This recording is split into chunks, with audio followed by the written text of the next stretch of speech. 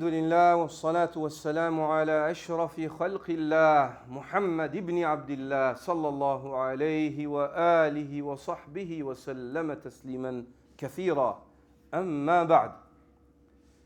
Allah subhanahu wa ta'ala e dërgoi Muhammedin sallallahu alayhi wa sallam me një qëllim madhështor, në mënyrë që t'i thret njerëz në plotësimin e moralit të lartë, e sjelljes ngritur. Thot I dërguari Allahut sallallahu alaihi wasallam, "Innama bu'ithtu li utammima makarim al-akhlaq." Me të vërtetë unë u dërgova në mënyrë që t'i përsosi sjelljet e ngritura, e ngritura.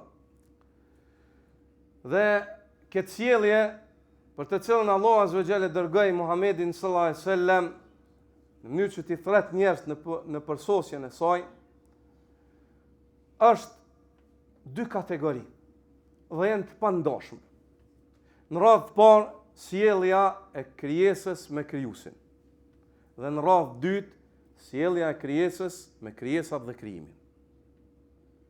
Sjellja është dy kategori, sjellja me krijuesin dhe sjellja me krijesat dhe po ashtu krijimin. Dhe ai I cili e përmison sjelljen e vet, duke ndjekur njeriu me sjelljen më të mirë, Muhammedin sallallahu alaihi wasallam, për të cilin Allah azza wa jall thot: "Wa innaka la'ala khuluqin 'azim", je I pajisur o Muhammed me një sjellje të lartë, me një moral të lartë. Dhe Ibn Abbasi thot, me një fe të lartë, kuptojmë nga ky komentim Ibn Abbasit që feja jon është krejt sjellje. Feja islame është krejt sjellje. Qysh dosh mu sill me Allahun, me krijesat, qysh dosh mu sill kur të han buk, qysh dosh mu sill me prindin, me koqshiun, është këtë sjellje. Në tregti, në shitblerje, në udhtim qysh do të mu sill, e kështu me radhë. Do thon krejt sjellje, feja jon është sjellje. Dhe po ashtu sjellja jon, qëllimi I saj është fetar dhe jo zakon. Nuk e kem sjelljen e mirë për me realizu një zakon apo mi pëlqy dikujt. Po sjellja jon është fetarizëm, është për mi pëlqy Allahut dhe mu taku, mu bë gati, mu taku me Allah. Dhe ai I cili e përsos sjelljen e vet me Allahun dhe me krijesat dhe krijimin, është njeriu më I dashur te pejgamberi sallallahu alaihi wasallam dhe ai që do të jetë më së afërmi I tij ditën e gjykimit. Thot I dërguari Allah sallallahu alaihi wasallam: "Inna min ahabbikum ilayya wa aqrabikum minni majlisan yawm al-qiyamah ahasinakum akhlaqa." Ata nga ju, të cilët janë më të dashur tek unë dhe më së afërmi prej meje ditën e gjykimit, janë ata që kanë sjelljen më të mirë.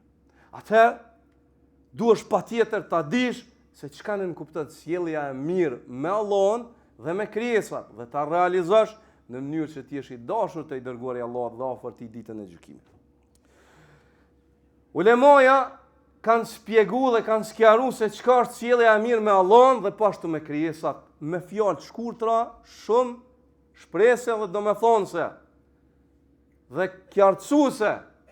Thotë që Ibn Uthaymin, sjellja e mirë me Allahun nënkupton 3 parime.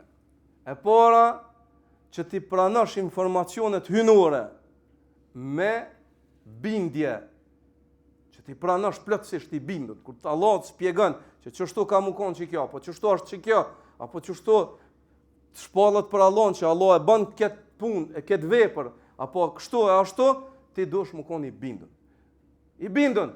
Dhe nuk e fut aty në logjikën, dhe më thonë njerëzore dhe krahasimin njerëzor, materialist në funksion, se s'ki mundësi ti me logjikën tonë mi kuptu çështjet e ahiretit. Se ahireti dallon plotësisht. Jeta e ahiretit dallon plotësisht. Nuk ka mundësi mu krahasu me jetën e dunjas. Atëherë, çështjet e gajbit të fshehtës ti je I bindur. Dhe kjo është edukata e parë, është bindja. Mos më pyet me marr. Thot Allah ka thonë unë kështu jam I bindur. Unë jam I bindur sepse është në Kur'an dhe në sunet pejgamberit sallallahu alajhi wasallam. Kurse pika e dytë është që ti pranosh urdhrat dhe ndalesat me nënshtrim, ti realizosh. Kur të urdhëron Allah, ti e bën, kur të ndalon Allah, ti e lën. Dhe edukata e tretë që ta pranosh caktimin e Allahut me pranim. është me pranu burr, më nënshtru. Nuk ka një kënaqën. Allah e ka caktuar kry. Sabër. Nuk ka nevojë më rebelu. Po edhe në rebelash çka kimi arrit? Kur gjë. Kur e cakton një madhe, ti vjas gjë. S'ki mundësi ti me ndryshu. Allah subhanahu wa taala kur cakton. Ai është që vendos. Ati i takon urdhre dhe krijime. Ai bën çka do. Kjo është edukata me Allah. Pranimi i shpalljes informacioneve me pranim total pa kokërdyshimi. Pranimi i urdhrave duke i realizuar ato në mënyrë të plotë, duke i kryer urdhat lënë ndalesat. Dhe e treta, pranimi i caktimit të Allahut azza wa jall me zemër të qetë, me kënaqësi me iman. Kurse sjellja me krijesat nënkupton po ashtu ajo 3 shtylla. Thot el Hasan el Basri, sjellja e mirë me krijesat nënkupton 3 shtylla. E para, keful adha, mos mi dëmtu. Para se me bë mirë, mos bën keq. Fjala të cilën e kem trashëguar nga të parë tonë është me vend fi. Ma i spari mos bën keq para se me bë mirë. Radh parë mos bën keq. Wa badlu an-nada dhe pastaj me shpenzu, me më kon bujar dhe zemërgjër, qoftë me materialisht, qoftë me ndimes, qoftë me këshill, me dhon maksimumin më të mirën që ke ndaj dikujt. Dhe treta, talaqatul wajh, me pas një fytyrë të qelur, me ju buzëqesh njerëzve kur ti takon. Jo i mrollur, jo i mbyllur, po me buzëqeshje. Kjo është morali i lartë dhe sjellja e mirë me krijesat e Allahut.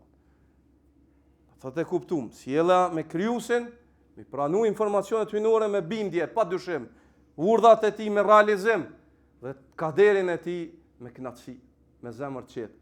Sjellja me krijesat, mos mi dëmtu ata në radhë të parë. Dhe e dyta, me shpenzu më të mirën që ke, qoftë fjala apo këshilla apo sjellje ndaj tyre. Dhe e treta, mi taku ata me fytyrë të hapur, me buzëqeshje. Kjo është sjellja e mirë me Krist. Ai i cili realizon këto dy sjellje robër të Allahut, do të hyjë në xhenet me lejet e Allahut.